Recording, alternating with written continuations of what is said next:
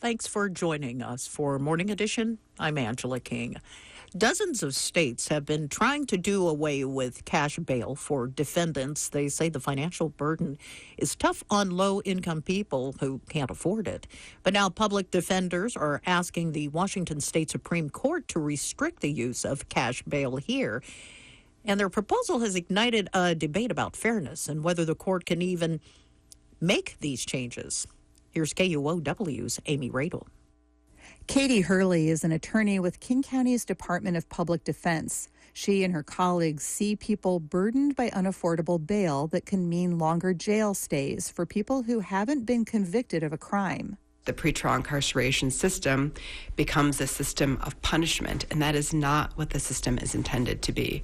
The system is supposed to be designed to ensure people's release and to make sure they can come back to court. So Hurley developed a proposal that asks the Washington Supreme Court to restrict the use of bail in 3 ways. Public defenders want more people to pay 10% of their bail straight to the court where it's refundable, instead of to bail bond agents who keep that 10% fee.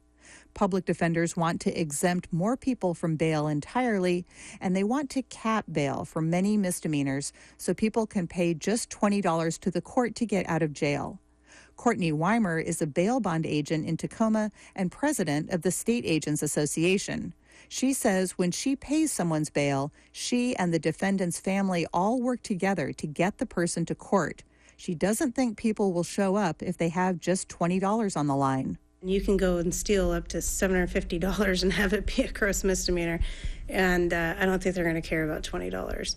But again, if you got your mom or grandma going, hey, you better get your butt to court, they're going to care about that. On weekday afternoons, Wimer crosses the street from her bail bond company to Pierce County Superior Court.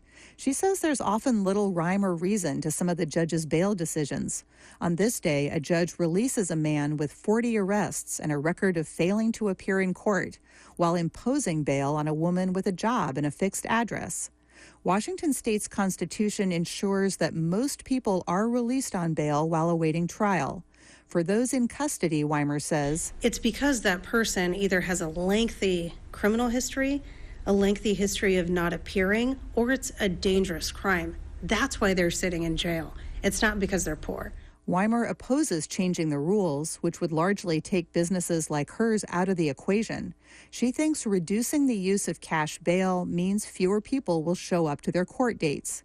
That's a concern for the King County Prosecutor's Office as well. Here's Staff Attorney Patrick Hines. If a defendant, in fact, fails to appear, particularly repeatedly fails to appear, that can entirely disrupt any ability to bring that defendant's case to a resolution. Tiffany Attril is co-founder of the Victim Justice Coalition. She wants the proposal debated by lawmakers, not the state Supreme Court.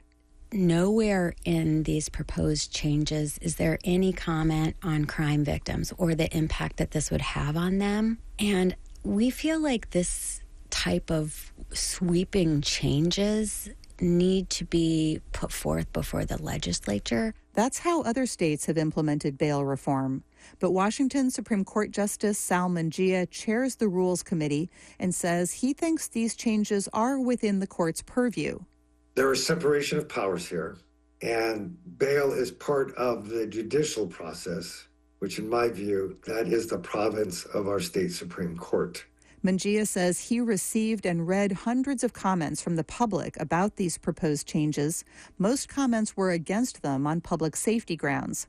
But Mangia says people who pose a danger to society shouldn't be eligible for bail anyway. If you're going to intimidate someone, try to intimidate a witness, tamper with evidence, violate a protective order, you're put in a different category. Mangia says this bail change is meant for people who don't pose those dangers. His committee could send the proposed rules to the full court for a vote in the coming months. Bail bond agent Courtney Wimer says there are lots of things the courts could do to help people in jail, like letting them retrieve phone numbers for their family members off their cell phones so they can get released more quickly. Meanwhile, public defender Katie Hurley says she'd like to see the courts do more to support defendants who miss court dates because they're homeless or lack transportation. Amy Radel, KUOW News.